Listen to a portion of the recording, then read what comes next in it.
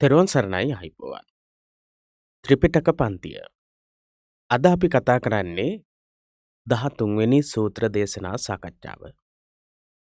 ත්‍රිපිටකයෙන්ම ධර්ම දේශනා කරන්නට, එවැගේම ත්‍රිපිටකයෙන්ම ධර්ම දේශනා ශ්‍රවණය කරන්නට අපි යොමු වුණොත් ඇත්තටම ගොඩක් ධර්මයේ පිළිබඳව විවිධ දුර්මත තත්වයන් ඇතිවීම වළක්වා ගන්නට පුළුවන්කම තියෙනවා. ඒ වගේම බුදුරජාණන් වහන්සේගේ ඉගැන්වීම තමයි යම්කිසි ධර්මයේ පිළිබඳව විනය පිළිබඳව ගැටලුවක් තියෙනවා නම් ධර්මයේ සමග සංසන්දනය කරලා බලන්නට කියන කාරණාව බුදුරජාණන් වහන්සේ අපිට අනුදැන වදාරන්නට යෙදුණු ක්‍රමය. ඒ නිසා අපි විශේෂයෙන්ම බුද්ධ ජයන්ති ත්‍රිපිටක පරිවර්තනයත් මහමෙවුනා ත්‍රිපිටක පරිවර්තනයත් එවැගේම අට කතා අර්ථ පරිවර්තන සහ පාලි කොටසත් අපි දක්වනවා. එහෙත් අපි සිංහල කොටස තමයි අධ්‍යයනය සඳහා මේ සාකච්ඡාව සඳහා යොදාගන්නේ විශේෂයෙන්ම.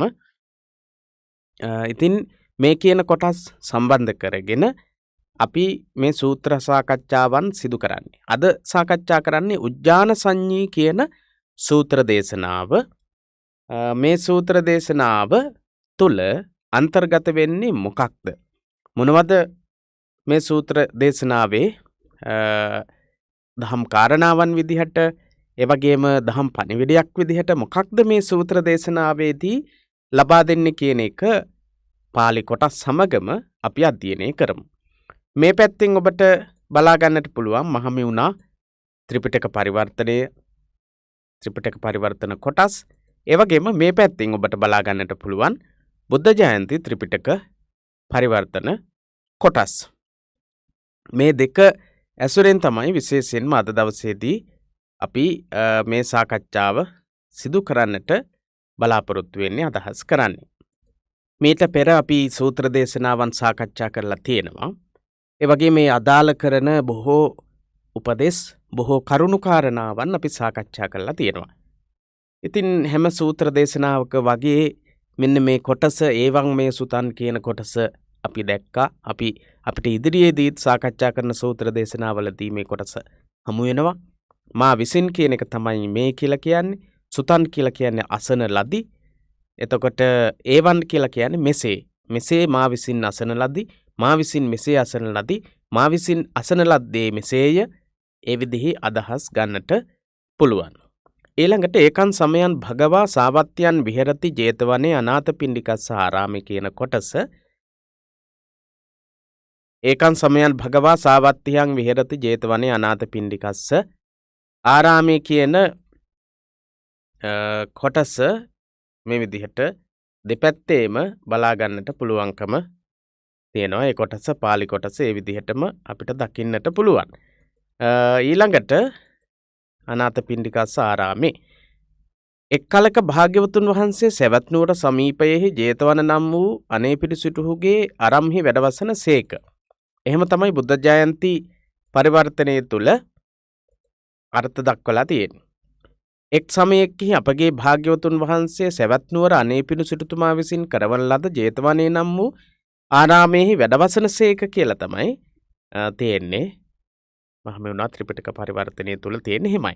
ඉතින් මේ දෙකම එකට සංසන්දනය කරලා බැලුවහම එක් කලක, එක් සමයෙහි කියන එකට එක් කලක කියලා මේ පැත්තෙන් අපිට දකින්නට පුළුවන්.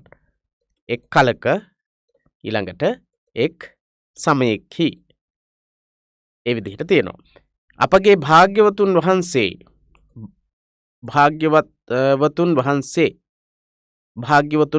අපගේ කියන කොටස එකතු වෙලා තියෙනවා.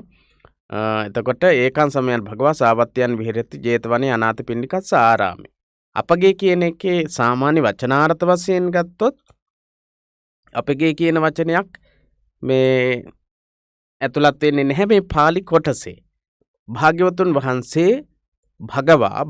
වහන්සේ සාවත්‍යයන් විහෙරති සැවැත් නුවර අනේපිඩු සිටුතුමා විසින් කරවන ලද සැවැත් නුවර සමීපෙහි ජේතවන නම් වූ අනේපිඩු සිටුහුගේ, අනේපිඩු සිටුතුමා විසින් කරවන ලද අනේපිඩු සිටුතුමාගේ කියන අනාථපිණ්ඩික සිටුවරයාගේ, අනාථපිණ්ඩික සිටුවරයා විසින් පූජා කරන ලද කියන අර්ථය. ආරාමේ ජේතවනාරාමේ සැවැත් නුවර තමයි මේ ජේතවනාරාමයේ තිබෙන්නේ. ඉතින් ඒ ජේතවනාරාමයේ තමයි බුදුරජාණන් වහන්සේ වැඩ සිටින්නේ. ඊළඟට අතකෝ සම්බහුලා උජ්ජාන සංඤිකා දේවතායෝ අභික්ඛන්තාය රත්තියා අභික්ඛන්ත වන්නා කේවල කප්පං ජේතවනං ඕභාසෙත්වා යේන භගවා තේනුපසංකමින්සු කියලා දෙපැත්තෙම අපිට දකින්න පුළුවන්.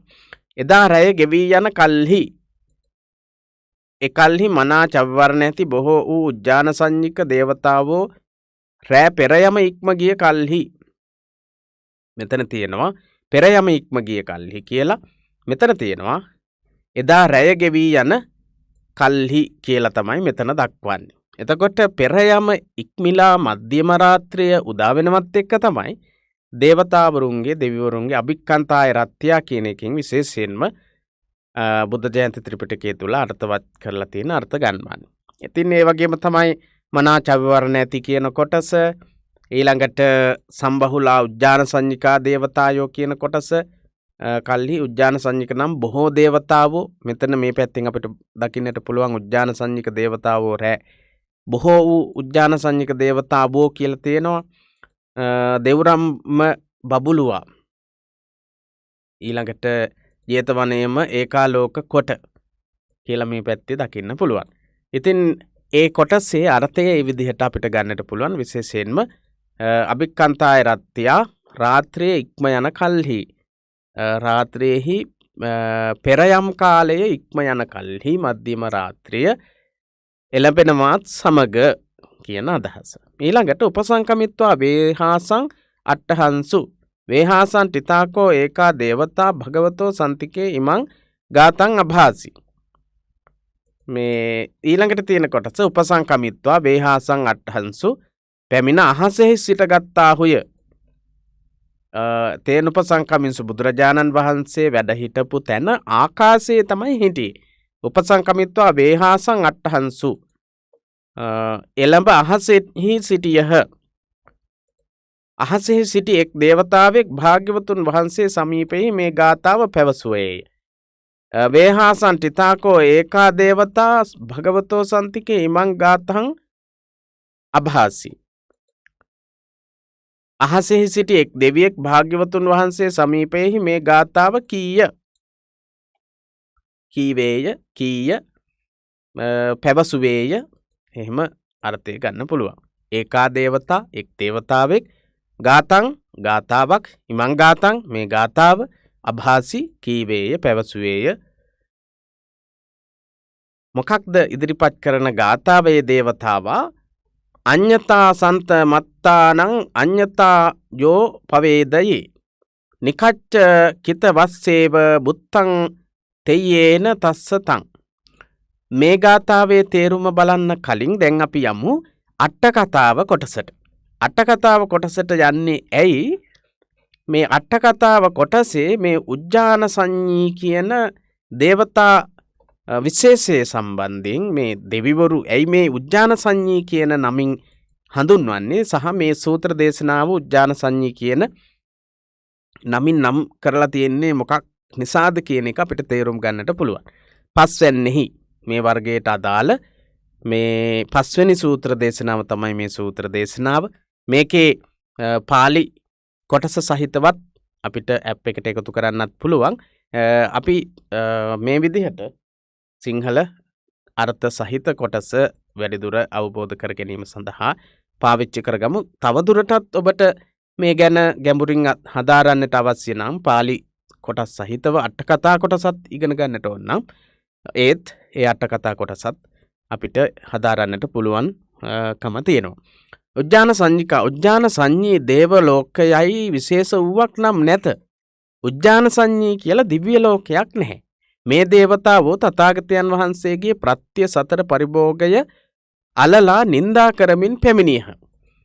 මේ දෙවිවරු බුදුරජාණන් වහන්සේට චීවර පිණ්ඩපාත සේනාසන ගිලාන ප්‍රත්‍ය කියන මේ සිව්පසය අලලා උන්වහන්සේ ඒ සිව්පසය වැරදි ආකාරයට බොරුවෙන් මේ ලබා ගන්නවා කියන විදිහේ චෝදනාවක් එවැගේම ඒක ඒ චෝදනා ඒ දොස් නැගීම හරිම ශබ්දයෙන් අධික ශබ්දයකින් ප්‍රකාශ කරමින් පැමිණියා. මේ නිසා තමයි මේ දේවතාවෝ පිරිස උජ්ජාන සංඤී නමින් මේ ත්‍රිපිටකය සංග්‍රහ කරන ස්වාමීන් වහන්සේලා රහතන් වහන්සේලා සංග්‍රහ කරද්දී මේ සූත්‍ර දේශනාවේ නම විදිහට එහෙම යොදලා තියෙන්නේ. උජ්ජාන සංඤී කියන නම මේ දෙවිවරුන්ට යොදලා තියෙන්නේ කියන අදහස මේ තමයි දක්වන්නේ. ඔවුනට මෙසේ සිතුවිල්ලක් ඇතිවිය. ඒ කියන්නේ මේ කොටසම සාමාන්‍ය බුදුරජාණන් වහන්සේ වැඩ හිටපු ස්ථානයට පැමිණියා. ඒ කියන කොටස බුදුරජාණන් වහන්සේ දේශනා කරපු කොටස නෙමෙයිනේ. එතකොට මේ කොටසම පළවෙනි ධර්ම සංගායනාව අවස්ථාවේදී අවස්ථාවේදී සූත්‍ර දේශනාව කාටද දේශනා කළේ, කොයි ස්ථානයේදීද දේශනා කළේ, මොකක්ද මේකට අරමුණු උනේ කියන තොරතුරු තමයි මේ ඉමං ගාතං අභාසී කියන තැන දක්වාම තියෙන්නේ. එතකොට උන්වහන්සේලා මේ දෙවිවරු හඳුන්වනවා මීට කලින් අපි කතා කරනකොට හම්බ වුණේ සතුල්ලපකායිකා දේවතායෝ කියලා. ඒ සතුල්ලපකායික දේවතාවෝ කියන එක වෙනුවට මෙතනදී යොදාගන්නේ උජ්ජාන සංඤිකා දේවතායෝ කියලා. උජ්ජාන සංඤිකා දේවතායෝ, උජ්ජාන සංඤික කියන શબ્දේ සංඤික කියන શબ્දේ සංඤිකා ඒක බහුවචනය. දේවතායෝ කියලා කියන්නේ දේවතා શબ્දේ බහුවචනය. එතකොට මේ දේවතාවෝ ඊළඟට වුණොත් මෙසේ සිතුවිල්ලක් ඇතිවිය. මේ දෙවිවරු ඇවිල්ලා එන්නේ මේ බුදුරජාණන් වහන්සේට දොස් නගමින්. හරිම શબ્දයෙන් තමයි දොස් නගන්නේ. ඒ දෙවිවරුන්ට මෙන්න මෙහෙම හිතනවා. ශ්‍රමණ ගෞතමයෝ භික්ෂූන්ගේ පාංශකූල සිවුර පිණුසිඟාලත් බත රුක් මුල්හි සයනහසනය ගව මූත්‍රාදී බෙහෙත යන මෙයින් වන සන්තෝෂයේම අවසානය කරන ලද්ද වර්ණනා කරති. තමා පත්තුන්න රටෙහි පත්තුන්න නම් රටෙහි නිපදවන ලද අතීතයේ ඉතා උසස් මිලාදික වස්ත්‍ර නිපදවීමට ප්‍රසිද්ධ වූ දේශයක් විදිහට සැලකෙන මේ පත්තුන්න රට කියන එක. එතකොට දුහුල් කොම බවට පත් පිළියෙන් යුත් උසස් චීවර දරයි. දුහුල් කියලා කියන්නේ ඉතා සියුම් ඌද සුමට ඌද, ඒ කියන්නේ ඇඟට සනීප වූ ඇඳුම් මේ චීවර, ඒ වස්ත්‍ර වලින් හදපු චීවර කොම බවට පත් පිළියෙන් යුත් ඉතා මොලොක් බවට පත්වෙච්ච වස්ත්‍රයෙන් රෙදි වලින් මසන ලද කියන එක. මේ අර්ථ අපි දක්වලා තියෙන්නේ දුහුල් කොම බවට පත් පිළියෙන් කියන කොටස තමයි අට කතාවේ තියෙන කොටස. අපි ඒක තවදුරටත් පැහැදිලි කරගන්නට එකතු කරපු කොටසක් තමයි මේ තියෙන්නේ. සාමාන්‍ය නිල් පාටින් දක්වලා තියෙන්නේ. මෙතනත් එහෙමයි පත්තුන්න රට කියන එක. ඉතින් ඒ වගේ ගවමූත්‍ර තමයි බුදුරජාණන් වහන්සේ බෙහෙත් විදිහට පාවිච්චි කරන්නට විනය පිටකයේදී අනුමත කරලා තියෙන කොටස. එතකොට බුදුරජාණන් වහන්සේ ඊතා සියුම් මේ සනීප වූ මේ සිලිටු වූ වස්ත්‍ර වලින් සකස් කරපු චීවර දරනවා. රජවරුන්ට මේ අනුභව කරන්නට සුදුසු ආකාරයේ රාජභෝජන අනුභව කරන මේ වළඳනවා. මේ ඒ වගේම මේ පූතිමුත්ත බේසජ්ජේ නෙවෙයි මේ භික්ෂුන් වහන්සේලා බුදුරජාණන් වහන්සේ පරිහරණය කරන්නේ. ඊට වඩා බෙහෙත් ආදියත් පාවිච්චි කරන මේ විදිහේ චෝදනාවක් කරනවා.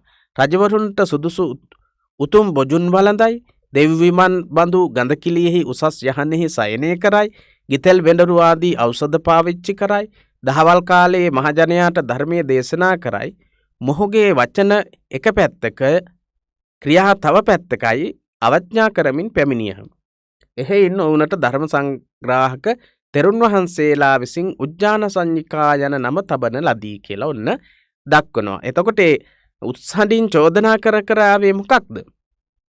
මේ විදිහේ චෝදනා මේ මිනිස්සුන්ට මේ කියනවා මෙන්න මේ විදිහට තමයි භික්ෂුන් වහන්සේලා මේ කටයුතු කරන්නේ, සරලාකාරයට කටයුතු කරන්නේ, සිව්පසයේ පරිභෝජනය කරන්නේ, පරිහරණය කරන්නේ. උන්වහන්සේලා මේ සිව්පසයේ පමණයි පරිහරණය කරන්නේ. ඒ විදිහට ප්‍රකාශ කරනවා. හැබැයි එහෙම කළාට උන්වහන්සේලා අනිත් ඒ සැප පහසුකම් ඔක්කොම පරිහරණය කරනවා කියන චෝදනාවක් නගනවා. මේක වර්තමාන කාලයටත් ගොඩක්ම වැදගත් වෙන ආකාරයේ කාරණාවන් ඉස්මතු කර දක්වන සූත්‍ර දේශනාවක් හැටියට අපිට අර්ථ විවරණය කරන්න පුළුවන්. බොහෝ අය භික්ෂුන් වහන්සේලාට චෝදනා කරනවා මෙන්න මේ විදිහට කියලා උන්වහන්සේලාට ලැබෙන ප්‍රත්‍යපහසුකම් පිළිබඳව අධික ද්වේෂ සහගත තත්වයකින් එවැගේම පහත් ආකාරයේ මානසික මට්ටමකින් ඉන්න අවස්ථාවන් අපිට දකින්න පුළුවන්. ඒක උන්වහන්සේලාට එවැගේම මේ සම්බුද්ධ ශාසනය වෙනුවෙන් ලැබෙන දේවල් වෙන්න පුළුවන්.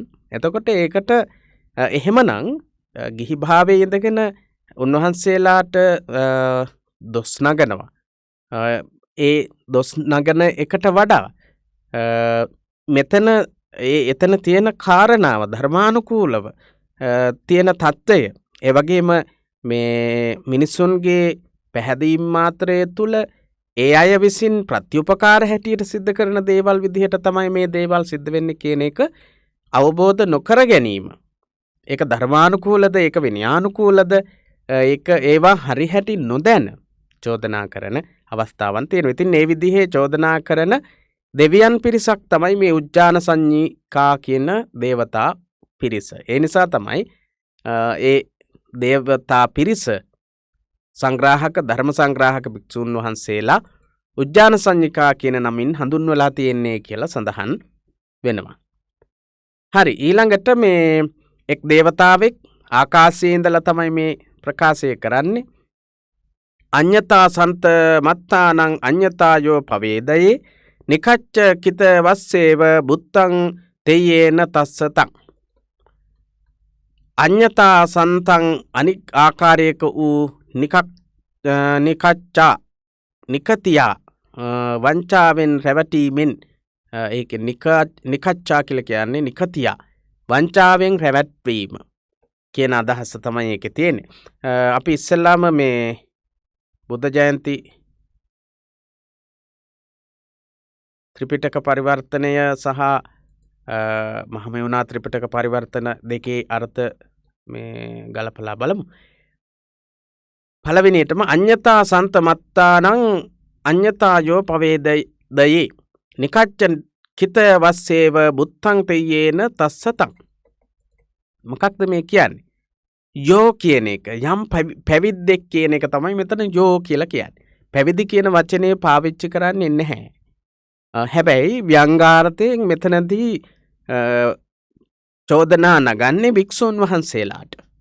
එතකොට යෝ අඤ්ඤතා පවේදයේ අඤ්ඤතා සන්තමත්තානං සන්තං අත්තානං තමන්ගෙන් ළඟ තියෙන්නේ වෙනත් දෙයක්.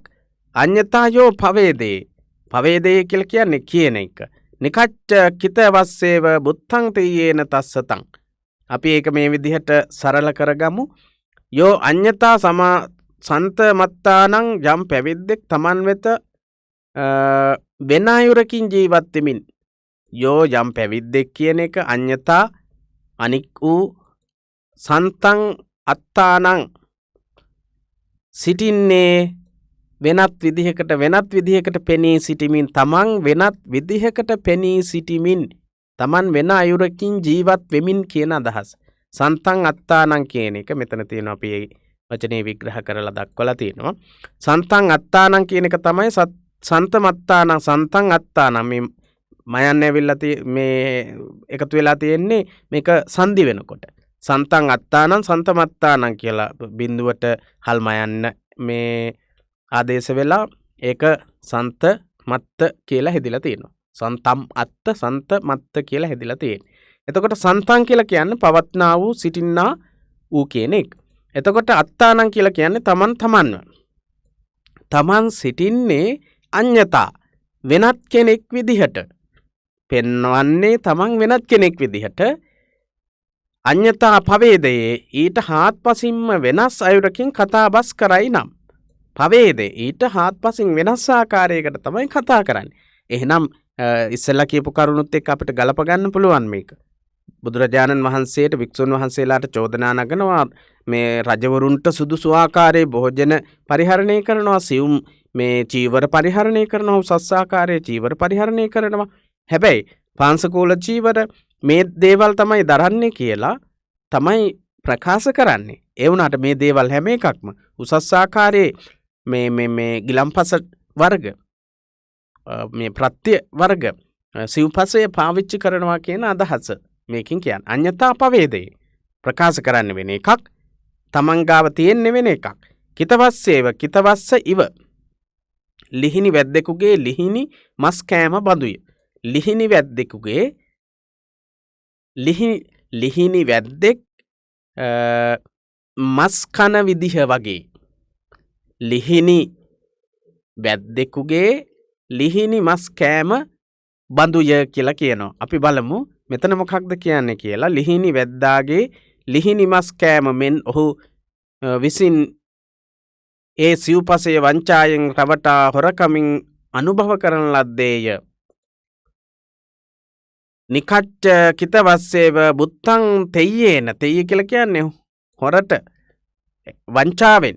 තෙය්‍ය කියලා කියන්නේ වංචා සහගත චේතනාවේ වංචාවෙන්. තං තස්ස තං බුත්තං ඔහුට ඒක අනුභව කිරීමක් බවට පත් වෙනවා. තස්ස තං තෙය්‍යං බුත්තං ඔහු විසින් සොරකමෙන් සිව්පසය වළඳන ලද්දේ. තස්ස තං තෙය්‍යං බුත්තං ඔහු වංචාවෙන් යුතුව ලොව රවටා. නිකච්ච කියලා කියන්නේ වංචාවෙන් ලෝකේ රවට්ටලා කියන එක. තස්ස තං තෙය්‍යේන බුත්තං ඔහු විසින් සොරකමෙන් සිව්පසය අනුභව කරනවා, මේ වළඳනවා, පරිහරණය කරනවා වගේ දෙයක් තමයි මේ සිද්ධ කරන්නේ කියලා තමයි දක්වන්නේ. අපි අට කතාවට අනුව බලමු මොකක්ද මේ ලිහිණි වැද්දාගේ කතාව කියලා. ඒ වගේම ඊට කලින් මෙතන තියෙනවා නිකච්චා නිකතියා වංචාවෙන් රැවටීමෙන් වංචා කොට රවටා යන අර්ථයි. කිතවස්සේව ඔන්න කිතවස්සේව කියන එක දක්වනවා. බලමු. කිතවස්සේව කිතව යනු ලිහිණි වැද්දාය.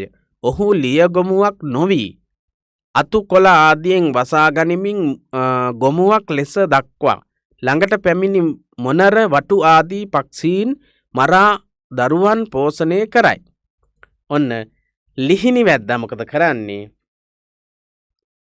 ලියගොමුවක් වගේ එහෙම නැත්නම් මේ ගොම්මනක් වගේ තමන්ගේ ශරීරයේ ඔක්කොම සම්පූර්ණ වහගන්නවා කොළ අතු ඒ දේවල් දාලා. එතකොට සත්තු ඇවිල්ලා මේ ඒක ඇතුළට රිංග ගන්න හදනකොට මොකද කරන්නේ?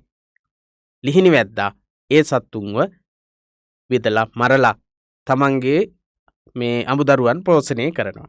අන්න ඒ වගේ. ඒ කියන්නේ ලිහිණි වැද්දා බොරුවට කොළ අතු වලින් වහගෙන ඉන්නේ ලියගොමුවක් නොවී කියලා කියන්නේ ඒකයි මෙතන. ඔහු ලියගොමුවක් නොවී.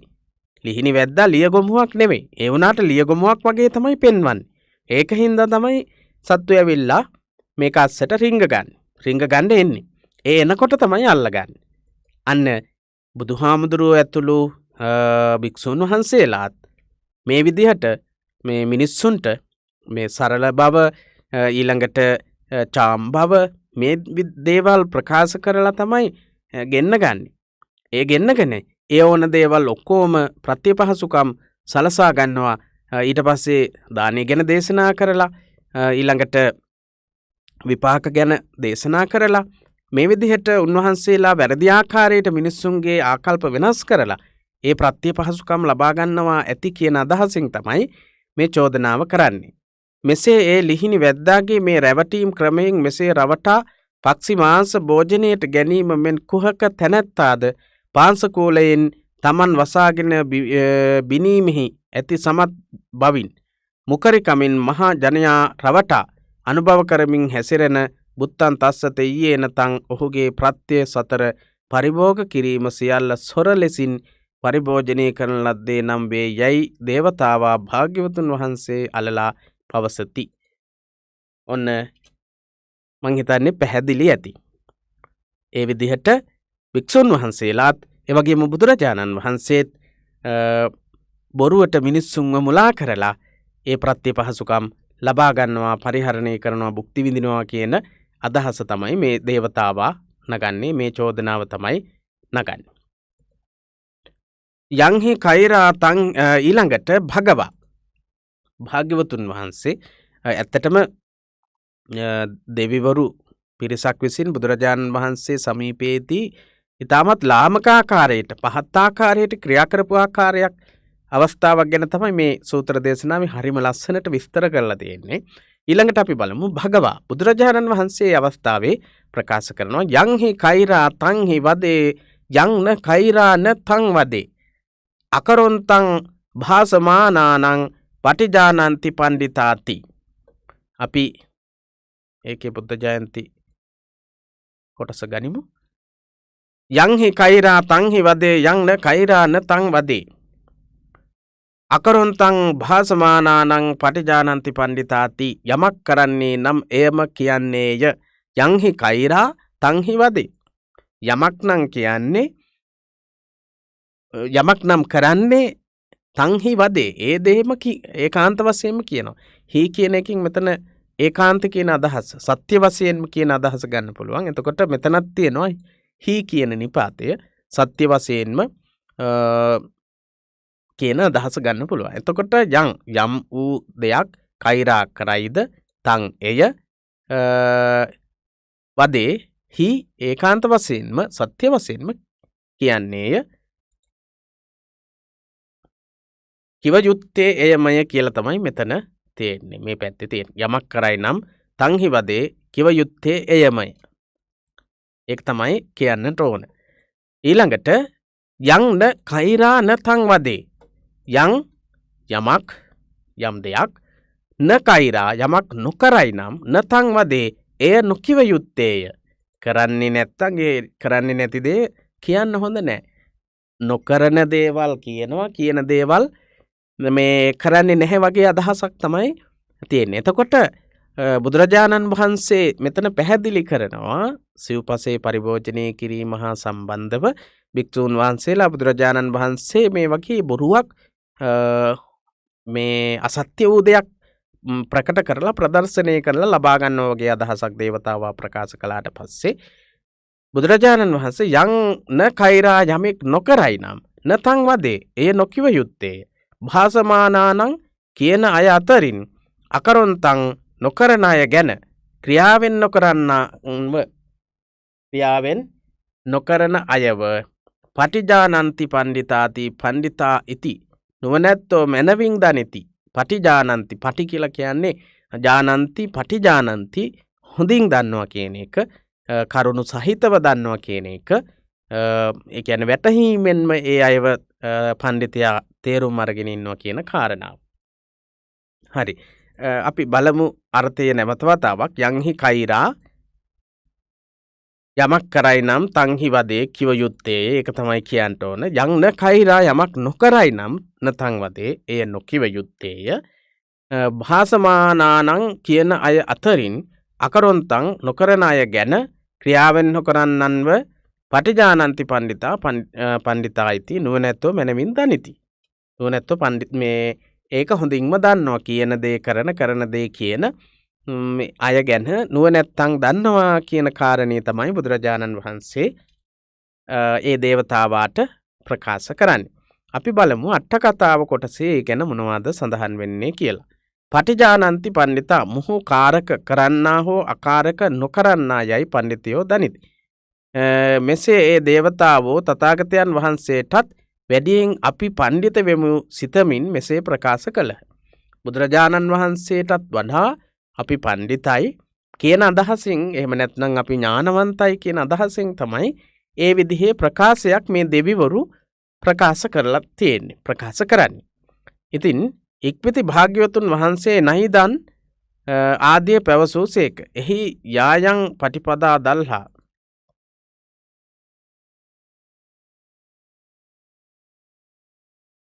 අපි බලමු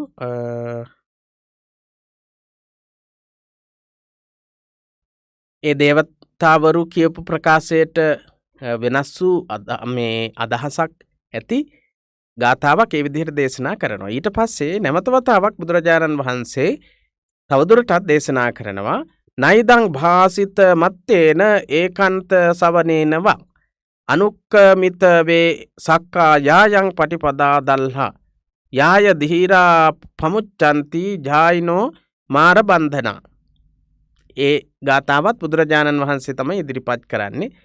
නයිදං න ඉදං භාසිමත්තේන භාසිත අත්තේන මේ ධර්ම මාර්ගයේ හුදෙක් දේශනා කළ පමණකින් භාසිත අත්තේන භාසිත අර්ථයෙන් ප්‍රකාශ කරපු පමණින් ප්‍රකාශ මාත්‍රයෙන් කියන එක න ඉදං කියන එක න ඉදං මේ නොවේ මේ භාසිත අත්තේන ප්‍රකාශ මාත්‍රයෙන් ප්‍රකාශාර්ථයෙන් පමණක් ඒකාන්ත සවනේනවා හෝ හුදෙක් ශ්‍රවණය කළ පමණකින් ඒකාන්ත සවනේනවා ඒකාන්ත වශයෙන්ම ශ්‍රවණය කළ පමණකින් හුදෙක් ශ්‍රවණය කළ මේ පමණකින් කියන අදහස. මේ ධර්ම මාර්ගයේ හුදෙක් දේශනා කළ පමණකින් හෝ ශ්‍රවණය කළ පමණකින් හෝ අවබෝධ නොවන්නකි. යම් මේ ප්‍රතිපදායෙක් දැඩිද ධ්‍යාන කරන සුළු පණ්ඩිතයෝ යම් ප්‍රතිපදායෙක් මාරබන්ධනයෙන් මිදෙද්ද මේ ප්‍රතිපත්තිය කතිත මාත්‍රයකින් හෝ ශ්‍රවණ මාත්‍රයකින් හෝ පිළිපදින්නට නොහැකිය. එහෙම තමයි බුද්ධ ජයන්ති ත්‍රිපිටකයේ පරිවර්තනය තුල තියෙන්නේ. ඉතින් අපි ඒක ලිහිල්ව තේරුම් ගනිමු. අනුක්කමිත වේ සක්කා යායන් පටිපදා දල්හා. ඊළඟට ඒකාන්ත සවනේනවා හෝ හුදෙක් ශ්‍රවණය කළ පමණකින් කියන අදහස න සක්කා අවබෝධ නොවන්නකි අවබෝධ වෙන්නේ නැහැ. කොහෙද සක්කා කියන එක තියෙන්නේ? මෙන්න මෙතන වචනේ තියෙනවා න සක්කා කියලා. යායන් පටිපදා දල්හා යම් මේ දැඩි ස්ථීර ප්‍රතිපදාවක් ඇද්ද යායන් පටිපදා දල්හා දැඩි වූ ප්‍රතිපදාවක් ඇද්ද අනුක්කමිත වේ සක්කා මොකද්ද ඒ කියන්නේ? එය අනුක්‍රමයෙන් ප්‍රගුණ කිරීමෙන් අවබෝධ කළ හැක්කේය. අනුක්කමිත වේ සක්කා අනුක්‍රමයෙන් අනුපූර්ව ප්‍රතිපදාවක් තුළින් ඒක සම්පූර්ණත්වයට පත් කරගන්න පුළුවන්. යාය ධීරා යම් වීරවන්ත නුවණැත්තෝ ජායිනෝ ධ්‍යාන වඩන සුළු වෙද්ද යාය ධීරා මේ ඥානවන්ත වූ නුවණැති වූ කෙනා වීර්යවන්තව කටයුතු කරන කෙනා ජායිනෝ ධ්‍යාන වඩන කෙනා මාරබන්ධනා පමුච්චන්ති ඔහු මාරබන්ධනයෙන් නිදහස් වෙති. මාරබන්ධනා පමුච්චන්ති මාරබන්ධනයෙන් නිදහස් වෙනවා කියලා කියන්නේ සංසාරයෙන් එතර වෙනවා ලෝකෝත්තරත්වයට පත් වෙනවා කියන එක. එහෙනම් මේකේ අදහස න ඉදං භාසිතම් වත්තේන ඒකත් සවනේනවා ඉදං මේ ලෝකේහි එහෙම නැත්නම් මේ ධර්මයේ මේ ප්‍රතිපදා මාර්ගයේ භාසිත මත්තේන ප්‍රකාශ කළ පමණකින් ප්‍රකාශ මාත්‍රයකින් ඒකාන්ත සවනේනවා ඇසූ පමණින් මේ යායන් පටිපදා දල්හා මේ දැඩි වූ ප්‍රතිපදාව කියලා කියන්නේ ඇත්තටම නිවන් මාර්ගය ගැන මේ ප්‍රකාශ කරන්නේ. ආර්ය අෂ්ටාංගික මාර්ගය ගැන තමයි බුදුරජාණන් වහන්සේ මේ ප්‍රකාශ කරන්නේ. යායන් පටිපදා දල්හා දැඩි වූ ප්‍රතිපදාව කියන එක අනුක්‍රමිත වේ සක්කා අනුක්‍රමයෙන් තමයි අවබෝධ කරගන්නට හැකි වෙන්නේ. යාය ධීරා යම් වූ ධීර වූ නුවණැති කෙනෙක් ජායිනෝ ධ්‍යාන වඩයිද මාරබන්ධනයෙන් පමුච්චන්ති නිදහස් වෙයි කියන අදහස නිදහස් වෙති කියන අදහස තමයි තියෙන්නේ. අපි අට කතාව කොටසත් බලමු. එතකොට තවදුරටත් මේක පැහැදිලි කරගන්න පුළුවන්. ඉක්බිති භාග්‍යවතුන් වහන්සේ නයිදං ආදී පැවසූසේක. එහි යායන් පටිපදා දල්හා මේ ධර්මානුධර්ම ප්‍රතිපදාව දෘಢය ස්ථිරය. ධර්මානුධර්ම ප්‍රතිපදාව කියලා කියන්නේ ධර්මයයි ධර්මයට අනුගමනය කරන ධර්මානුකූල ප්‍රතිපදාව. අපි උදාහරණයක් විදිහට ගත්තොත් සීල සමාධි ප්‍රඥා විදිහට ධර්මයේ විස්තර කරනවා නිර්වාණගාමී මාර්ගය. එතකොට ඒ ධර්මයේ සහ ඒ ධර්ම මාර්ගය තුල ගමන් කරන එක දැඩි වූ අදිෂ්ඨානයකින් වීරියකින් සිද්ධ කළ යුතු දෙයක්. ඒ ප්‍රතිපදාවෙන් වීර වූ පඬිතයෝ ධීර වූ පඬිතයෝ ආරම්මන භාවනා කියලා මෙතන කියන්නේ සමත භාවනා. කර්මස්ථාන 40ට අනුව භාවනා වඩන කෙනා. ලක්ෂණ භාවනාව ඒ කියන්නේ ත්‍රිලක්ෂණ භාවනාව අනිත්‍ය දුක්ඛ අනාත්ම කියන ලක්ෂණ තුනට අනුව විදර්ශනාව පහළ කරගන්නට කටයුතු කරන යෝගාවචරයා තමයි මෙතන ලක්ෂණ භාවනාව කියන එකකින් අදහස් කරන්නේ වඩන කෙනා කියන එකකින් අදහස් කරන්නේ. යන දැහන් දෙකෙන් ධ්‍යාන දෙකක්. ඒ කියන්නේ ධ්‍යාන භාවනා වඩන ක්‍රම දෙකක්. සමත භාවනාව විදර්ශනා භාවනාව. ඒ දෙක සඳහන් කරලා තියෙන මෙතන ආරම්මන භාවනාව සහ ලක්ෂණ භාවනාව විදිහට. මාර බන්ධනයෙන් මිදෙන්න පුළුවන් කියලා සඳහන් කරනවා. ඒ ප්‍රතිපදාව කී පමණින් හෝ ඇසූ පමණින් ඊට පිවිසීමට හෝ පිළිපැදීමට නොහැකි වේ යනු අර්ථයි. නවේ ධීරා පකුබ්බන්ති ඊළඟ ගාථාවේ අර්ථ තමයි තියෙන්නේ. මේ හරි මං හිතන්නේ කී පමණකින් ඇසූ පමණකින් මේ දැඩිව උත්සාහයෙන් වීර්යයකින් ඥානවන්තව විදර්ශනා ඥානයේ තුලින් දකින්නට පුළුවන් වඩන්ට පුළුවන් මාර්ගය තුල එහෙම මේ යෙදෙන්න බෑ. ඒක අපි උඩින් සාමාන්‍ය දකින්නවට වඩා ඒක ගැඹුරු අර්ථයකින් තියෙන දෙයක් කියලා බුදුරජාණන් වහන්සේ පැහැදිලි කළාම ඊට පස්සේ මොකද වෙන්නේ කියලා අපි බලමු. නවේ ධීරා පකුබ්බන්ති විදිත්වා ලෝක පරියායං අඤ්ඤාය නිබ්බුතා ධීරා තින්නා ලෝකේ විසත්තිකන්ති. තවදුරටත් අපි බලමු අට කතාවේ අර්ථය මෙතන බලලා අපි ඊට පස්සේ අනිත් කොටසට යමු. නවේ ධීරා පකුබ්බන්ති ධීරයෝ පණ්ඩිතයෝ විදිත්වා ලෝක පරියායං සංස්කාර ලෝකේ උදයව්‍ය හටගැන්ම හා විනාශය චතුසත්‍ය ධර්මයේද දැක අඤ්ඤාය කෙලස් පිරිනිවුනේ අඤ්ඤාය කෙලස් අඤ්ඤාය කියලා කියන්නේ දැනගෙන කෙලස් පිරිනිවුමෙන් නිබ්බුතා නිවුනාහු ලෝකේ විසත්තිකං තෘෂ්ණාව තරණය කළාහු මෙසේ නොකරති. අපි එසේ නොකියමු යන අර්ථයි. අපි එසේ නොකියමු යන අර්ථයි කියලා දක්වනවා. හරි දැන් මේ කොටසේ අර්ථය අපි ආයෙ බලමු. නවේ ධීරා පකුබ්බන්ති විදිත්වා ලෝක පරියායං අඤ්ඤාය නිබ්බුතා ධීරා තින්නා ලෝකේ විසත්තිකන්ති.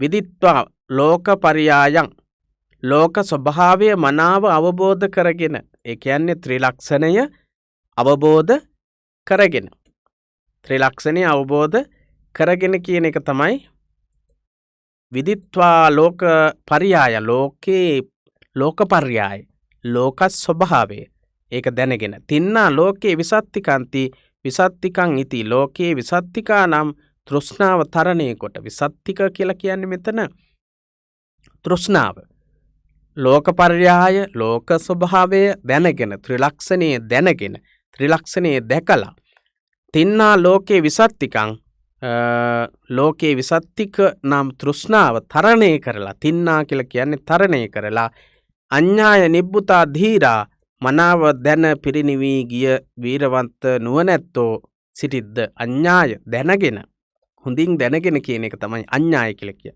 කියන්නේ. ධීරා ඥානවන්තව වීර්ය වඩන කෙනාට කියනවා ධීර කියලා. නිබ්බුතා නුවණැත්තෝ සිටිද්ද පිරිනිවී ගිය පිරිනිවීම් තත්ත්වයට පත්වෙච්ච නවේ ධීරා පකුප්පන්ති ඔහු ඒ නුවණැත්තෝ ඒකාන්තයෙන් ඒ ආකාරයේ පාපී ක්‍රියා නොකරති. ඒ විදිහට එහෙම පාපී ක්‍රියාවන් වල ඒ අය යෙදෙන්නේ නැහැ. ඒ කියන්නේ වචනයෙන් විතරක් බොරුවට මිනිසුන්ව රවට්ටලා වංචා කරලා එහෙම අරහත් භාවයට පත්වෙච්ච කෙනෙක් නිවීමට පත්වෙච්ච කෙනෙක් ලෝකෝත්තරත්වයට පත්වෙච්ච කෙනෙක් එහෙම කරන්නේ නැහැ කියන කාරණාව තමයි බුදුරජාණන් වහන්සේ මෙතන පැහැදිලි කරන්නේ. නවේ ධීරා පකුබ්බන්ති ඔව්හු ඒ නුවණැත්තෝ ඒකාන්තයෙන් ඒ ආකාරයේ පාපී ක්‍රියා නොකරති. නවේ ධීරා පකුබ්බන්ති කියන එක අපි තවදුරටත් මෙතන විස්තර කරලා තියෙනවා. එහෙම කරන්නේ නැහැ කියලා තමයි දක්වන්නේ. මේ තියෙන්නේ බුද්ධ ජයන්ති ත්‍රිපිටක පරිවර්තනය මොකක්ද කියලා අපි බලමු. සංස්කාර ලෝකයාගේ උද්‍යව්‍ය භාවයේ දැන නවේ ධීරා පකුබ්බන්ති විදිත්වා ලෝක පරියායං අඤ්ඤාය නිබ්බුතා ධීරා අඤ්ඤාය දැනගෙන මොකක්ද අඤ්ඤාය ලෝක පරියාය විදිත්වා දැනගෙන ඒක ඒ වගේම ලෝකේ විසත්තිකං ලෝකේ තෘෂ්ණාව තින්නා තරණය කරලා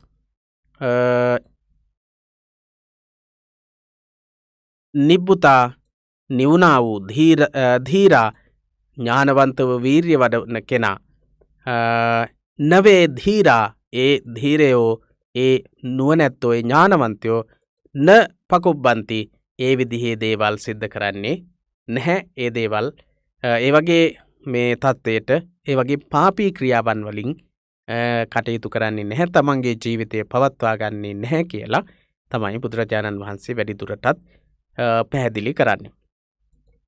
බලමු ඊට පස්සේ අතකෝ තා දේවතායෝ පඨවියං පතිට්ඨ හිත්වා භගවතෝ පාදේසු සිරසා නිපතිත්වා භගවන්තං ඒතද වෝචුන් අච්චයෝනෝ භන්තේ අච්චගමා යතා බාලං යතා මූල්හං යතා අකුසලං යා මයං භගවන්තං ආසාදේ තබ්බං අමඤ්ඤිම්හා තාසං නෝ භන්තේ භගවා අච්චයං අච්චයතෝ පතිගන්හාතු ආයතින් සංවරායාති. අපි බලමු මොකද්ද කියන්නේ කියලා. අතකෝතා දේවතායෝ ඉක්බිති ඉන් පසු එකල්හි තා දේවතායෝ ඒ දෙවිවරු පඨවියං පතිට්ඨ හිත්වා පොළොවේහි පිහිටා කියන්නේ බිමට බැහැලා පඨවියං පතිට්ඨ හිත්වා බුදුරජාණන් වහන්සේ ඒ අනුශාසනාව කළාට පස්සේ මේ දෙවිවරු පහලට බහිනවා. භගවතෝ පාදේසු සිරසා නිපතිත්වා භාග්‍යවතුන් වහන්සේගේ සිරිපතුල් අසර සිරසින් වැඳ වැටි භාග්‍යවතුන් වහන්සේට වහන්ස යම්බඳු අපි හිඳ වැඳ වැටි භාග්‍යවතුන් වහන්සේගේ පා ළඟ හිසින් වැඳ වැටි කියලා තමයි අර්ථය තියෙන්නේ මෙතන. අපි ඒක ටිකක් වෙනස් සරලව කොටස් වලට වෙන් කරගනිමු. මේ වැඳ වැටි අච්චයෝ නෝ භන්තේ වහන්ස යම්බඳු අපි බාල බවට අනුරූපසේ මූඩ බවට අනුරූපසේ අදක්ෂ බවට අනුරූපසේ භාග්‍යවතුන් වහන්සේ වචනයෙන් ගැටිය යුත්තකු කොට සිතමුද. බුදුරජාණන් වහන්සේ වචනයෙන් ගැටිය යුතු කෙනෙක් වචනයෙන් දොස් නැගිය යුතු කෙනෙක් කියලා අපි හිතුවාද. භගවත්තෝ පාදේසු සිරසා නිපතිත්වා මේ සිරසින් වැඳ වැටි භගවන්තං ඒතද වෝචුන් භාග්‍යවතුන් වහන්සේට මේ පැවසූහ. භගවන්තං ඒතද වෝචුන් අච්චයෝනෝ භන්තේ කියලා කියන්නේ ස්වාමීනි අපට වරදක් සිදු වූයේය ඒ වරද අප ඉක්ම ගියේය. අච්චයෝනෝ භන්තේ අච්චගම අපි අතින් ඉක්මවා ගිය වරදක් සිද්ධ වුණා. අච්චයෝනෝ භන්තේ අච්චගම ස්වාමීනි අපට වරදක් සිදු වූයේ ඒ වරද අප ඉක්ම ගියේය. ඉක්මවා ගියපු වරදක් බවට පත් වුණා. යතා බාලං යතා මූල්හං යතා අකුසලං අඥානයන්ට බඳුව මෝඩයන්ට බඳුව අකුසලයන්ට අනුරූපව ඒ කියන්නේ අඥානයෝ වගේ මෝඩයෝ වගේ අකුසලවලට යටවෙච්ච අය අකුසල වලින් යටවෙච්ච අවස්ථාවක වගේ යතා බලං යතා මූල්හං යතා අකුසලං යතා බලං කියලා කියන්නේ අඥානයන්ට බඳු. ඊළඟට යතා මූල්හං එතනත් අපි බලමු අර්ථය වහන්ස යම්බඳු අපි බාල බවට යතා බාලං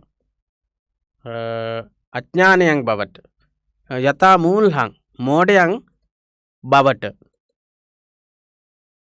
මූඩ බවට ඔව් දෙපැත්තේ මේ විදිහට තමයි තියෙන්නේ. ඒ කියන්නේ අඥාන අය මෝඩ අය අකුසලයට අනුරූප වෙච්ච අය මෙතන අකුසලයට අදක්ෂ බවට අනුරූපසේ කියලා තමයි මෙතන කියන්නේ. අකුසල කියන එකේ සාමාන්‍ය අර්ථය බවට පත් වෙන්නේ මේ නොහැකියාව එහෙම නැත්නම් අදක්ෂ බව කියන අදහස තමයි තියෙන්නේ. එතකොට කුසල් වලට හොඳ දේවල් වලට යට වෙලා දැන් හොඳ දෙයක් කියන්නේ නැතිව නරක වචන තමයි දැන් නරක විදිහට චෝදනාවක් කිරීමක් තමයි සිද්ධ කරන්නේ. ඒක තමයි මෙතන ඒ කියන්නේ. යා මයං භගවන්තං ආසාදේතබ්බං අමඤ්ඤිම්හං යම්බඳු අපි භාග්‍යවතුන් වහන්සේ වචනයෙන් ගැටිය යුතු කොට සිටුවෙමුද. යා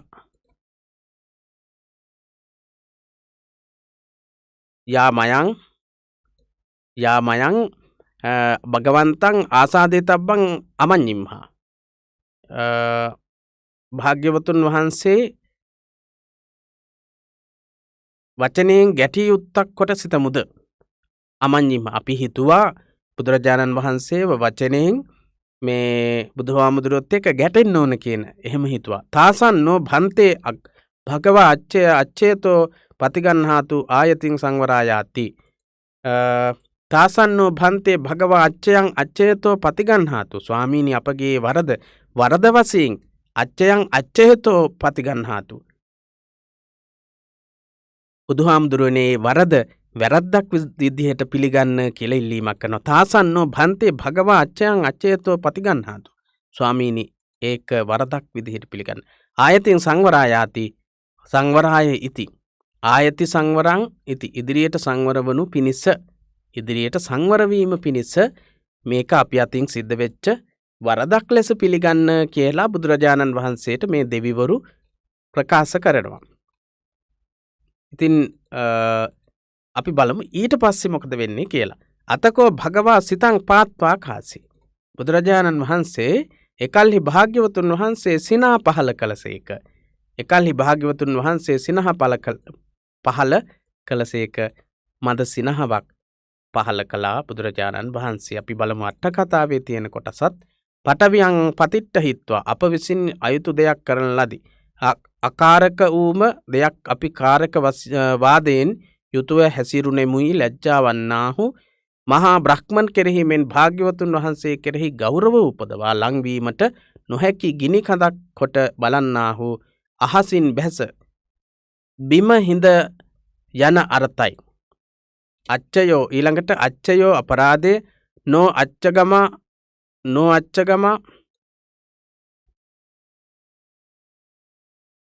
අප ඉක්මවා අභිභවනය කොට පැවැත්තේ ආසාදේ තබ්බන් ගැටිය යුත්තෙකු. ඒ දේවතාවෝ කයින් හා වචනයෙන් යන දෙකින්ම භාග්‍යවතුන් වහන්සේ හා ගැටුණහ. තථාගතයන් වහන්සේ නොවැඳ අහසේ සිටිමින් සිරුරින් ගැටුණහ. කිතව ලිහිණි වැදි උපමාවගෙන හැර පාමින් නානා ප්‍රකාර අසභ්‍ය වචන පවසමින් වචනයෙන් ගැටුණාහ. එහෙන් ආසාදේ තබ්බන් අමඤ්ඤිම්හයි කීහ. පතිගන්හාතු ඉවසනසේක්වා ආයතින් සංවරාය අනාගතයේහි සංවරවීම පිණිස යළිත් මේ ආකාරය අපරාධයක් දෝෂයක් පැකිලීමක් නොකරනු පිණිස සමාව දෙන්න කියලා ඉල්ලා සිටිනවා. ඉතින් සිතන් පාත්වා කාසි දත් කෙලවර දක්වමින් එකන්නේ අතිශය සතුටු වූ ආකාරයක් දැක්වූසේක. කුමක් නිසාද ඒ දේවතාවෝ ස්වභාවයෙන්ම සමා නොදක්වති. ලෞකික මහජනයාත් සදේවක ලෝකයේ අග්‍ර පුද්ගලයා වූ තථාගතයන් වහන්සේත් එක සමාන කරත් ඉක්බිති භාග්‍යවතුන් වහන්සේ අනුන්ගේ කතාවෙන් උපන් බුද්ධ බලය දල්වා පසුව සමා කරන්නේ මැයි සිනා පහල කළ සේක. ඉතින් බුදුරජාණන් වහන්සේ එකවර මේ අයට සමාව නොදී මේ පස්සේ බුදුරජාණන් වහන්සේගේ ඒ උතුම් බලය පෙන්වලා සමාව ලබා දෙනවා කියන අදහසින් මේ සිනහ පහල කරනවා. ඒ සිනහ පහල කරන අවස්ථාවේ මොකද වෙන්නේ? තවත් දෙයක් සිද්ධ වෙනවා. අතකෝතා දේවතායෝ භීයෝසෝ මත්තාය උජ්ජායන්තියෝ වේසාහං අබ්බුග්ගංචුං. අතකෝතා දේවතායෝ භීයෝසෝ මත්තාය උජ්ජායන්තියෝ වේහාසං අබ්බුග්ගංචුං. බුදුරජාණන් වහන්සේ දන්නවා මේ දෙවිවරු ඒ අයට සමාව දුන්නත් ඒක ඒ අය මේ පිළිගන්නේ නැහැ කියලා. ඉතින් භීයෝසෝ මත්තාය එකල්හි උජ්ජාන සංඤී දේවතාවෝ බොහෝසෙයින්ම දොස් නගමින් අහසට පැන නැංගාහ. තවත් හයියෙන් දොස් නගමින් පැන නගිනවා. බුදුරජාණන් වහන්සේ මන්දසිනහ පහල කළාට පස්සේ බුදුරජාණන් වහන්සේට චෝදනා කරමින් තවත් හයියෙන් කෑ ගහමින් අහසට ආකාශයට පැන නගිනවා. අතකෝ එකල්හි තා දේවතායෝ ඒ දෙවිවරු භීයෝසෝ මත්තාය බොහෝසෙයින්ම උජ්ජායන්තියෝ උජ්ජාන සංඤීව නිතර දොස් නගමින් දොස් දකින ස්වභාවයෙන් යුතුවම දොස් නගන ස්වභාවයෙන්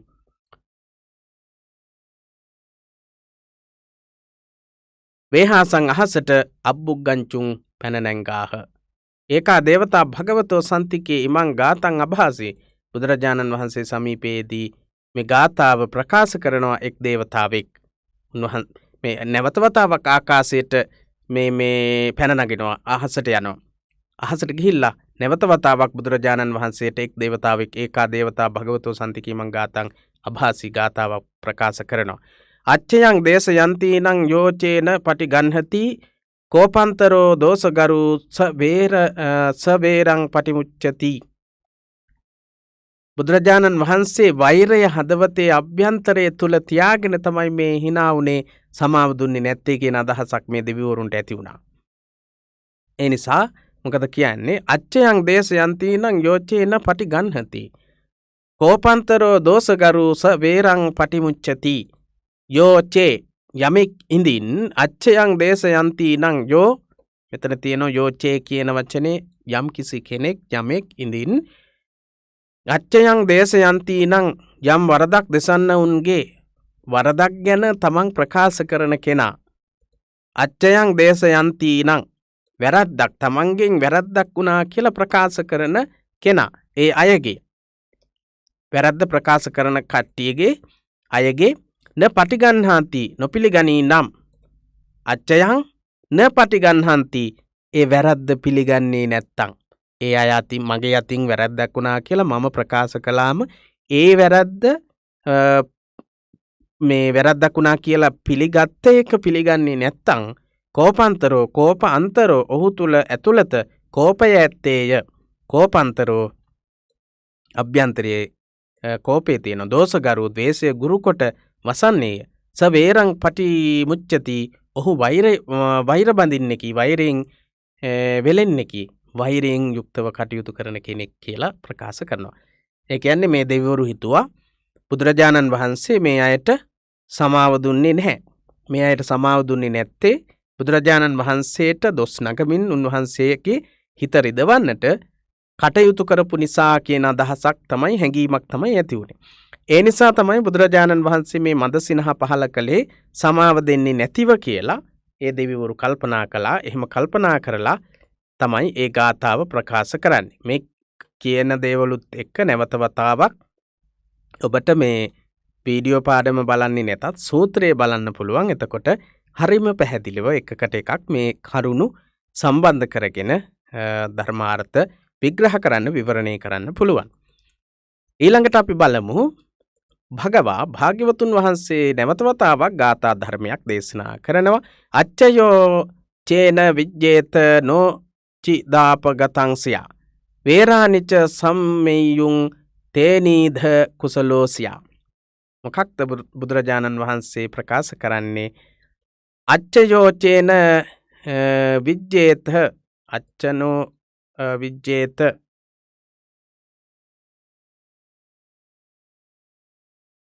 අච්චයෝ චේන විජ්ජේත ඉඳින් මෙහි වරදක් සිදු වී නැති කල්හි, වැරද්දක් සිද්ධ වෙලා නැති කල්හි නෝ චිදාපගතංසියා නෝච ඉද අපගතංසියා වෙනත් අපරාධයකුත් මෙහි සිදු වී නැති කල්හි වේරානිච සම්මෙයුන් වෛරයෝද සංසිඳී ඇත්නම් තේනීධ කුසලෝසියා තේන ඉද කුසලෝසියා ඒ කාරණේ පිළිබඳව මෙහිදී හේ දක්ෂයෙක් වන්නේය කියලා ප්‍රකාශ කරනවා. අච්චයෝ චේන විජ්ජේත නෝ චිදාපගතංසියා නෝච ඉද අපගතංසියා වෙනත් අපරාධයකුත් මෙහි සිදු වී නැති කල්හි. ඒ කියන්නේ බුදුරජාණන් වහන්සේට ඒ විදිහට බුදුරජාණන් වහන්සේව අපහසුතාවයට පත් කරන්නට කරන ප්‍රකාශ චෝදනා විදිහට පිළිගන්නට උන්වහන්සේට සිද්ධ වෙන්නේ නැහැ. උන්වහන්සේ ඒවා පිළිගන්නේ නැහැ. මොකද හේතුව උන්වහන්සේ දේවල් කරලා නැති හින්දා. එතකොට ඒක උන්වහන්සේට කරපු චෝදනාවක් විදිහට උන්වහන්සේ පිළිගන්නේ නැහැ. ඒ කියන්නේ චෝදනා කළ යුතු විදිහේ කෙනෙක් නෙවෙයි බුදුරජාණන් වහන්සේ. ඒ නිසා ඒක චෝදනාවක් බවට පත් වෙන්නේ නැහැ. අච්චයෝ චේන විජ්ජේත ඉඳින් මෙහි වරදක් සිදු වී නැති කල්හි නෝ චිදාපගතංසියා ඒක බුදුරජාණන් මේ නෝච ඉද අපගතංසියා වෙනත් අපරාධයකුත් මෙහි සිදු වී නැති කල්හි මේ බුදුරජාණන් වහන්සේට දොස් නැගුවට ඒක අපරාධයක් විදිහට එහෙම උන්වහන්සේ පිළිගන්නේ නැහැ. උන්වහන්සේ අපරාධ කරලා කියලා පිළිගන්නේ නැහැ. වේරානිච්ච සම්මෙයුන් වෛරයෝද සංසිඳී ඇත්නම් වෛර මේ කිරීමක් නැහැ. වෛරය සංසිඳවපු කෙනෙක් බුදුරජාණන් වහන්සේ. තේනීද තේන ඉද කුසලෝසියා. ඒ කාරණය පිළිබඳව මෙහිදී හේ දක්ෂයෙක් වන්නේ. ඒ කාරණය පිළිබඳව ඒ කෙනා දක්ෂයෙක් බවට පත් වෙනවා. මේ අදක්ෂයෙක් බවට පත් වුණොත් තමයි ඒ දෙවිවරු කරපු ප්‍රකාශය අවස්ථාවේදී ද්වේෂ කරලා වෛර කරලා ගැටීමක් ඇති කරගන්නේ. අපි අට කතාව කොටසත් බලමු. බිහියෝ සෝමත්තා ඇතිරේක ප්‍රමාණයෙන් බොහෝ සෙයින් ඉමං ගාතං අභාසී. ඔහු අප කෙරෙහි කුපිත වී යයි සිතමින් පැවසීය. න පතිගන්හාති සමා නොකරයි නොයිවසයි. කෝපන්තරෝ අභ්‍යන්තරෙහි උපන් කෝපය. දෝෂගරු ද්වේෂය බර පතල ලෙස ගෙන වාසය කරමින් සවේරං ගරු. දෝෂ ගරු කියලා කියන්නේ ද්වේෂය බරපතල විදිහට දැඩි විදිහට අරගෙන කටයුතු කරනවට තමයි දෝෂ ගරු කියලා කියන්නේ මෙතන. සවේරං පටිමුංචති. ඒ ආකාරෝ තැනැත්තා ගැටයක් ගසන්නාක් මෙන්නේ වෛරයේ තමා කෙරෙහි බැඳ තබයි. සවේරං පටිමුංචති. ගැටයක් තමන් තුළ ගැට ගහ ගන්නවා වගේ බැඳ තබා ගැටයකින් ඒක බැඳලා තියා ගන්නවා වගේ වෛරය මේ හිත ඇතුලේ තදින් තැම්පත් කරගෙන ඉන්නවා කියන එක. බැහැර නොකරයි කියන අර්ථයි. අච්චයෝචේන විජ්ජේත. ඉදින් සාවද්‍ය ක්‍රියාවක් නොවන්නේද නො විදාපගතං සියා. ඉදින් අපරාධයක් නම් නොවන්නේද තේනිද කුසලෝසියා. ඉදින් වෛර සංසිඳේ නම් ඒ කාරණයෙන් දක්ෂයෙක් වන්නේය. එහෙම අදහස ප්‍රකාශ කළා බුදුරජාණන් වහන්සේ. අපි බලමු දෙවියා ඊට පස්සේ මොකද්ද ප්‍රකාශ කරන්නේ කියලා. කස්සච්චාන විජ්ජන්ති කස්ස නත්ති අපාගතං සෝ සම්මෝහ මාපාදී කෝවා දීරෝ සදා සතෝති. වැරදි තැනැත්තේ කාගේද? වැරදි නැත්තේ කාගේද? අපරාධ නැත්තේ කාගේද? මුලාවටපත් නොවන්නේ කවුද? හැම කල්හිම සිහියෙන් වසන වීර්යවන්ත නුවණැත්තා කවුද කියලා ප්‍රශ්නයක් අහනවා. මේ ඒ වෙලාවේදී බුදුරජාණන් වහන්සේ නැවත වතාවක් පිළිතුරු දෙනවා. අපි බලමු. අච්චයන් දේශයන්ති නං යෝවේ පටි ගන්හති කෝපන්තරෝ. ඒ ගාථාව අපි කතා කළා. අච්චයෝචේන විජ්ජේත. ඒ ගාථාවත් කතා කළා. අපි බලමු ඊළඟට දේවතාව. කස්සච්චයාන විජ්ජන්ති කස්ස නත්ති අපාගතං. කස්සච්චයාන විජ්ජන්ති කස්ස නත්ති අපාගතං. කස්ස අච්චයා කස්ස අච්චයා න විජ්ජන්ති. වැරදි නැත්තේ අච්චයන් කම මේ බන්තේ. අපි වැරදි කියන අදහස තමයි අච්චය කියන එකේ තියෙන. අච්චයා වැරදි. කස්ස කාටද වැරදි නැත්තේ? කාගේද වැරදි නැත්තේ? කස්ස නත්ති අපාගතං. අපරාධ නැත්තේ කාගේද? කෝ සම්මෝහ මාපාදී කෝවා.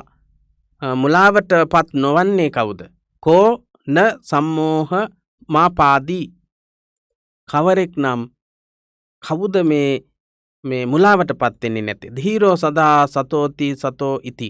හැම කල්හිම සිහියෙන් වසන වීර්යවන්ත නුවණැත්තා කවුද? ධීරෝ සදා සතෝති. කස්ස ධීරෝ සදා සතෝති කියන එක තමයි අහන්නේ. කෝ සම්මෝහ මාපාදී කෝවා ධීරෝ සදා සතෝති. කුමන නම් ධීරයන් ද මේ හැමදාම සිහියෙන් ඉන්න කෙනා බවට පත් වෙන්නේ. කියන්නේ මෙතන අහන්නේ හැමදාම හැම වෙලාවකම සතියෙන්ම සිහියෙන් ඉන්න කෙනා කවුද කියලා. තථාගතස්ස බුද්ධස්ස සබ්බ භූතානුකම්පිනෝ තස්සච්චයාන විජ්ජන්ති තස්ස නත්ති අපාගතං සෝන සම්මෝහ මාපාදී සෝව ධීරෝ සදා සතෝ. බුදුරජාණන් වහන්සේ පිළිතුරු දෙනවා. සබ්බ භූතානුකම්පිනෝ. සියලු සත්වයන් කෙරෙහි අනුකම්පා ඇති තථාගතස්ස සම්බුද්දස්ස. තථාගත වූ සම්බුදුරජාණන් වහන්සේ තුල සම්බුදුරජාණන් වහන්සේට තස්සච්චය තස්ස අච්චයා න විජ්ජන්ති. ඒ තථාගතයන් වහන්සේ තුල වැරදි නැත්තේය. ඒ වැරදි නැහැ. තස්ස නත්ති අපාගතං. උන්වහන්සේගේ අපරාධයක්ද නැත්තේ. උන්වහන්සේ තුල උන්වහන්සේ ළඟ උන්වහන්සේ සතුව වැරදි නැහැ. අපරාධ නැහැ. සෝන සම්මෝහ මාපාදී. උන්වහන්සේ නොමුලාව සිටිති. සෝ ඒව. උන්වහන්සේම ඒ ධීරයන් වහන්සේම සෝ ඒව ධීරෝ සදා සතෝ ඒ ධීරයන් වහන්සේම හැම කල්හි මේ සිහියෙන් සිටින්නේ වේ කියලා සිටිනවා කියලා ප්‍රකාශ කරනවා. ඊළඟට අච්චයන් දේශ යන්ති නං යෝවේන පටිගන්හති කෝපන්තරෝ දෝසගරු සවේරං පටිමුච්චති තං වේරං නාබිනන්දාමි පතිගන්හාමි වච්චයන්ති. අච්චයන් දේශයන්ති නං යෝචේන පටිගන්හති කෝපන්තරෝ දෝසගරු සවේරං පටිමුච්චති තං වේරං නාභිනන්දාමි පතිගන්හාමි වච්චයන්ති කියලා දක්වන කොටසේ අර්ථය අපි බලමු. යෝචේ ඉඳින් යමෙක් අච්චයන් දේශයන්ති නම් යම් වරදක් දෙසන්නවුන්ගේ වරද න පටිගන්හන්ති නොපිළිගනී නම් කෝපන්තරෝ ඔහු තුල ඇතුළත කෝපය ඇත්තේය. දෝසගරු දේශය ගුරු කොට වසන්නේ දැඩි කොට මේ සිටිනවා. සවේරං පටිමුච්චති ඔහු වෛර බඳින්නෙකි.